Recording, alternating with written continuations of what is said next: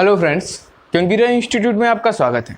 जैसे कि पिछले लेक्चर में हमने वर्ब के बारे में जाना था, ठीक है। उसमें बॉर्डर ऑक्सिलरीज के बारे में बात किया था, फिर हमने बात की थी हमारे क्वेश्चन टैग के बारे में।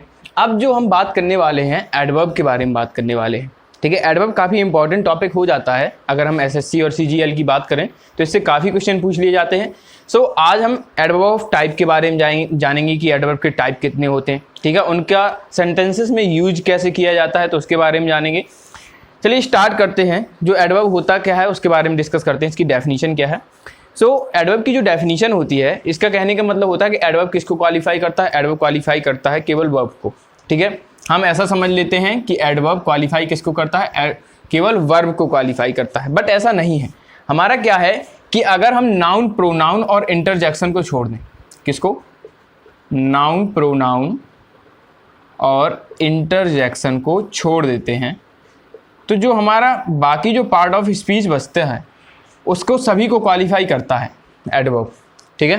तो ये हमारा क्लियर हो गया कि एडवर्ब किसको क्वालिफाई करता है। तो adverb qualify every part of speech except noun, pronoun and interjection, ठीक है। तो ये हमारी इसकी डेफिनेशन हो गई।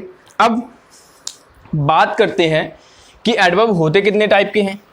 सो एडवर्ब जो हैं बेसिकली 10 टाइप के होते हैं, 10 टाइप के होते हैं। तो उसके बारे में डिस्कस करते हैं कि कौन कौन से टाइप हैं इसके, ठीक है। एडवर्ब कितने टाइप के होते हैं, 10 टाइप के एडवर्ब होते हैं। चलिए स्टार्ट करते हैं। जो हमारा फर्स्ट टाइप का एडवर्ब है वो कौन सा है। सो एडवर्ब ऑफ मैनर से स्टार्ट करते हैं। पढ़ाई होगा आपने एडवर्ब ऑफ मैनर, ठीक है। फिर इसके बाद adverb of place,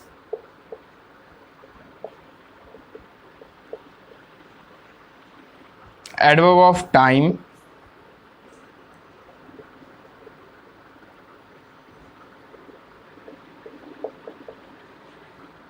adverb of frequency,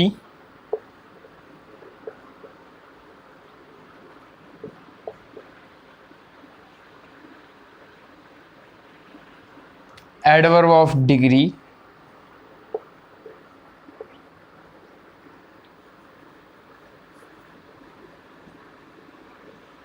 ठीक है।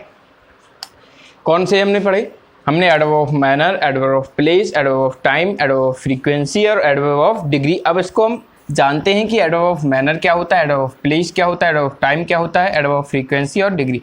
बाकी जो हमारे 5 होंगे उसके बारे में हम नेक्स्ट टाइम में डिस्कस करेंगे। पहले हम इसके 5 के बारे में डिस्कस करते हैं, फिर नेक्स्ट 5 के बारे में डिस्कस करते हैं, ठीक है। सो एडवर्ब ऑफ मैनर क्या होता है। एडवर्ब ऑफ जो मैनर होता है इसका मतलब ढंग या तरीका बताना होता है, ठीक है। कोई भी कार्य हम कैसे कर रहे हैं, कोई वर्क किस तरीके से कर रहे हैं, उसका जो हमारा ढंग है, तरीका है, मैनर है, वो कैसा है उसको शो करता है क्या, adverb of manner. For example honestly, वह अपना कार्य कैसे करता है, ईमानदारी से करता है। तो जो हमारा ऑनेस्टली होगा वो क्या होगा, एडवर्ब ऑफ मैनर होगा। वह अपना कार्य सावधानी पूर्वक करता है, ठीक है, या तुम्हें अपना कार्य सावधानी पूर्वक करना चाहिए। तो जो हमारा केयरफुली होगा वो क्या होगा, एडवर्ब ऑफ मैनर होगा, ठीक है। बहुत ही सिंपल है। अब बात करते हैं एडवर्ब ऑफ प्लेस की कि एडवर्ब ऑफ प्लेस क्या होता है। पता ही चल रहा है कि जो प्लेस के बारे में बताए यानी किसी स्थान के बारे में बताए वो क्या होता है, एडवर्ब ऑफ प्लेस होता है। फॉर एग्जाम्पल जैसे हम एक सेंटेंस लिखें, the baby slept in its mother's lap, ठीक है। हमने एक सेंटेंस लिखा कि the baby slept in its mother's lap, जो बच्चा है वो अपनी माँ की गोदी में सो गया, ठीक है। सो यहाँ पे जो मदर्स लैप है कहाँ पे सोया, वो माँ की गोद में सोया, ठीक है। तो जो मदर्स लैप है वो क्या है हमारा, वो एडवर्ब ऑफ प्लेस है। बाकी ही वेंट होम, वह घर गया, ही वेंट कानपुर, वह कानपुर गया। सो जो ये होम या कानपुर है वो भी हमारा क्या है, एडवर्ब ऑफ प्लेस है। ये सेंटेंस मैंने इस वजह से लिखा है कि कोई कंफ्यूजन ना हो। इसमें ये एक स्थान के बारे में बात कर रहा है, मदर्स लैप, माँ की गोद क्या है, एक स्थान है। सो मैंने इसको क्वालिफाई कर दिया है। अब बात करते हैं एडवर्ब ऑफ टाइम की कि एडवर्ब ऑफ टाइम क्या होता है। सो बेसिकली जो टाइम के बारे में बताता है, ठीक है, वो हमारा एडवर्ब ऑफ टाइम होगा। यानी कि जैसे यस्टरडे, ठीक है, मॉर्निंग, टुमारो, टुडे, ठीक है, एटसेट्रा, ये जितने भी होते हैं टाइम बताने वाले वो एडवर्ब ऑफ टाइम में आते हैं। एडवर्ब ऑफ फ्रीक्वेंसी क्या होती है? तो एडवर्ब ऑफ फ्रीक्वेंसी यानी कि जो हमारी रिपीटिशन को बताता है, ठीक है, किसको बताए? रिपीटिशन को बताए, तो वो हमारे क्या होता है? एडवर्ब ऑफ फ्रीक्वेंसी होती है, निरंतरता बताए। जैसे ही ऑलवेज डू हिज होमवर्क, वह हमेशा अपना होमवर्क करता है, ठीक है। तो यहाँ पे जो ऑलवेज है, हमेशा, ये बता रहा है, उसकी निरंतरता बता रहा है कि वो अपना कार्य कैसा करता है? हमेशा करता है, ठीक है। सो ये क्या हो जाता है? हमारा एडवर्ब ऑफ फ्रीक्वेंसी में आता है। तो एडवर्ब ऑफ फ्रीक्वेंसी में कौन कौन से आते हैं? ऑलवेज आता है, ठीक है, नेवर आता है हमारा, नेवर के बाद हमारा सेल्डम भी आता है, रेयरली आता है, ठीक है, हार्डली आता है। सो ये हमारे किस में आते हैं? एडवर्ब ऑफ फ्रीक्वेंसी में आते हैं। क्लियर? अब बात करते हैं एडवर्ब ऑफ डिग्री की, कि एडवर्ब ऑफ डिग्री का यूज किस तरीके से किया जाता है। तो एडवर्ब ऑफ डिग्री का मतलब होता है कि किसी की मात्रा बताना, ठीक है, इंटेंसिटी बताना, क्या होता है? एडवर्ब ऑफ डिग्री होता है।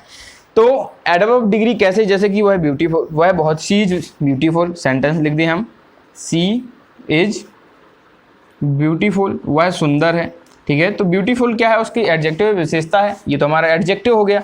लेकिन वह बहुत सुंदर है, सी इज वेरी ब्यूटीफुल, ठीक है। तो हमने उसकी सुंदरता की क्या बढ़ा दी? मात्रा बढ़ा दी, क्वांटिटी बढ़ा दी। तो जो हमारी वेरी है वो क्या होगा हमारा? वो एडवर्ब ऑफ डिग्री होगा, ठीक है। क्या हो जाएगा हमारा? ये एडवर्ब ऑफ डिग्री हो जाएगा। क्लियर? एडवर्ब ऑफ डिग्री आपको समझ में आ गया होगा कि एडवर्ब ऑफ डिग्री क्या होता है। अब हम बात करेंगे नेक्स्ट 5 की। एक बार फिर से इसको रिवाइज कर लेते हैं कि एडवर्ब ऑफ मैनर क्या होता है, एडवर्ब ऑफ प्लेस। तो एडवर्ब ऑफ जो मैनर होता है वो हमारा क्या बताता है? ढंग या तरीका बताता है, जैसे ऑनेस्टली, केयरफुली।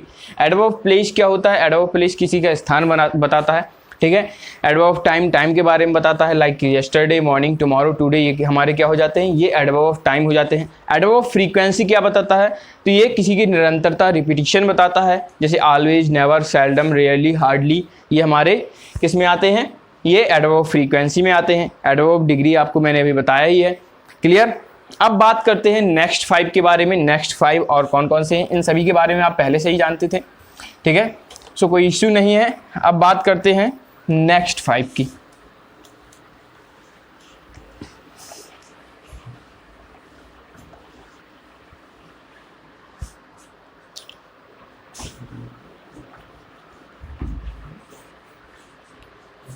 चलिए देखते हैं नेक्स्ट 5 कौन कौन से हमारे। जैसे 6 नंबर पे आते हैं हम, ठीक है। सो जो हमारा 6 नंबर है उसके बारे में बात करें, एडवर्ब ऑफ अफर्मेशन। डायरेक्ट लिखते जाता हूँ मैं, एडवर्ब ऑफ अफर्मेशन, ठीक है। फिर एडवर्ब ऑफ नेगेशन, नकारात्मकता, ठीक है। फिर इसके बाद इंटरोगेटिव एडवर्ब,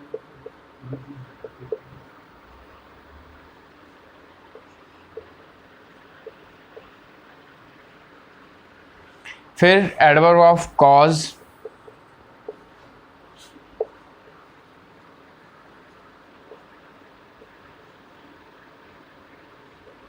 ठीक। फिर हमारा लास्ट आता है रिलेटिव एडवर्ब। कौन सा एडवर्ब आता है? रिलेटिव एडवर्ब आता है।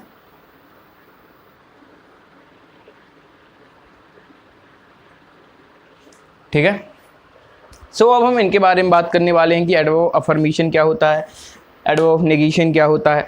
सो एडवर्ब ऑफ अफर्मेशन हमारी सकारात्मकता दिखाता है। क्या दिखाता है? सकारात्मकता दिखाता है, ठीक है। फॉर एग्जाम्पल, जैसे कि अगर आपसे कोई क्वेश्चन पूछे कि have you done your homework, क्या आपने अपना गृह कार्य कर लिया है, तो जो have you done your homework है, ठीक है, क्वेश्चन पूछा गया है तो आप उसका आंसर देंगे।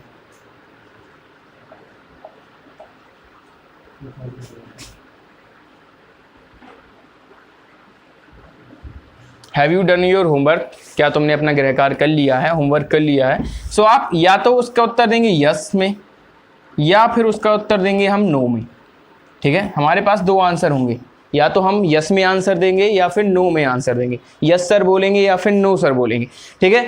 तो जो यस होगा वो क्या होगा? एडवर्ब ऑफ अफर्मेशन होगा, कि हम स्वीकार करते हैं कि हमने अपना गृह कार्य कर लिया है।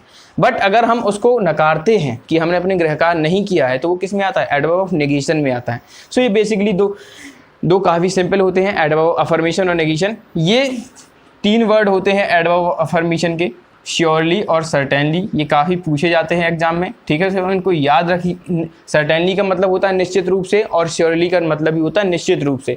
जैसे कह दिया जाए have you done your homework, तो आप कहेंगे यस श्योरली, हाँ निश्चित रूप से, या यस सर्टेनली, ठीक है, हाँ निश्चित रूप से। तो ये हमारे किस में आते हैं? एडवर्ब ऑफ अफर्मेशन में ही आते हैं, ठीक। अब बात करते हैं इंटरोगेटिव एडवर्ब की, कि इंटरोगेटिव एडवर्ब क्या होता है। इंटरोगेटिव एडवर्ब जो होता है वो क्वेश्चन पूछने के लिए काम में आता है, प्रश्न पूछने के काम में आता है, ठीक है। जैसे कह दिया जाए, एक सेंटेंस लिख दे, व्हाट डज ही डू, वह क्या करता है, ठीक है। व्हाट डज ही डू, वह क्या करता है। तो यहाँ पे पूछा गया है व्हाट, करने के लिए, ठीक है। किसकी विशेषता बता रहा है? क्रिया की विशेषता बता रहा है कि क्या करता है, ठीक। सो हमारा जो व्हाट होगा वो क्या हो जाएगा? एडजेक्टिव हो जाएगा। इसी प्रकार हमारा व्हाई भी होता है, जैसे कि, ठीक है, हाउ भी होता है। ये कुछ हमारे इंटरोगेटिव क्या होते हैं? एडवर्ब का कार्य करते हैं। ये हमेशा एडवर्ब का कार्य ही करते हैं। लेकिन जो हमारा व्हाट होता है, जरा व्हाट पे हम गौर कर लेते हैं, ठीक है। जो हमारा व्हाट होता है वो किसके बारे में बात करता है? वो प्रोनाउन भी दर्शाता है, ठीक है, और एडजेक्टिव भी दर्शाता है, साथ में एडवर्ब भी दर्शाता है। एडवर्ब का एग्जाम्पल अभी हमने देख लिया है, ये एडवर्ब दर्शा रहा है, ठीक है। अब हमें बात करना है प्रोनाउन और एडजेक्टिव के बारे में, कि ये प्रोनाउन और एडजेक्टिव का यूज किस तरीके से करते हैं, ठीक है। सो जैसे कह दिया जाए व्हाट इज दिस, एग्जाम्पल में लिख दिया जाए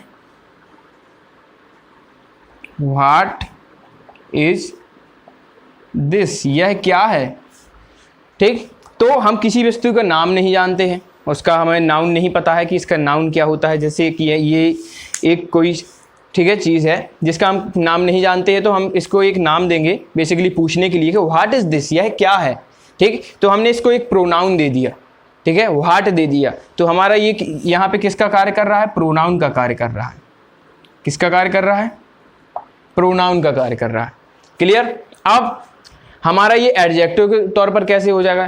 तो एडजेक्टिव जैसे what colour do you like, ठीक है, what colour do you like, तुम कौन सा रंग पसंद करते हो। तो अगर हम कह दें नीला कलर, तो रंग कैसा है? नीला है, विशेषता बता रहा है। यानी कि ऐसे ही हम व्हाट भी ले सकते हैं कि व्हाट भी किसकी, कलर की विशेषता बता रहा है कि कौन सा रंग। तो व्हाट हमारा यहाँ पे क्या हो जाएगा? एडजेक्टिव हो जाएगा। क्या हो जाएगा? एडजेक्टिव हो जाएगा, ठीक है। और इसमें एक और वर्ड ऐड कर लीजिएगा, वेयर, ठीक है। कौन सा वर्ड ऐड कर लेंगे हम? वेयर। तो हमने बेसिकली इंटरोगेटिव एडवर्ब के बारे में पढ़ा कि इंटरोगेटिव एडवर्ब क्या होता है। अब बात करते हैं एडवर्ब ऑफ कॉज के बारे में, कि एडवर्ब ऑफ कॉज हमारा होता क्या है, ठीक है, उसके बारे में डिस्कस करते हैं।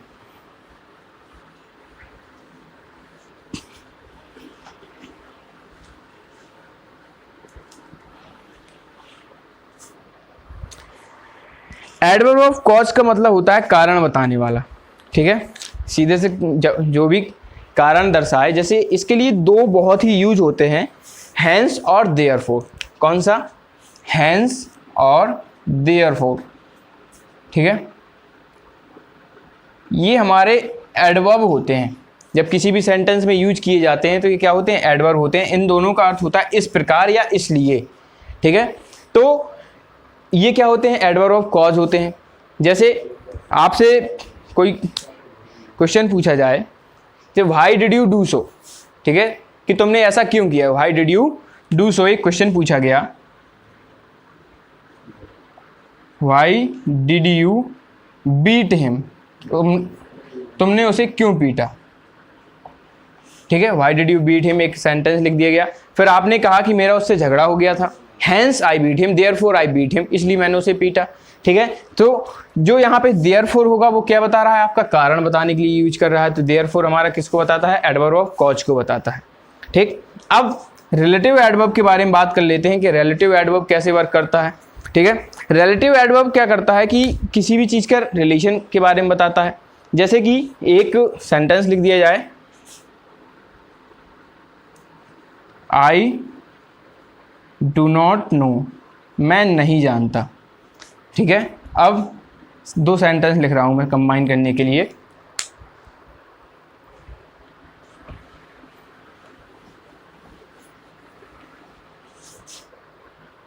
आई do not know the place, मैं वह स्थान नहीं जानता।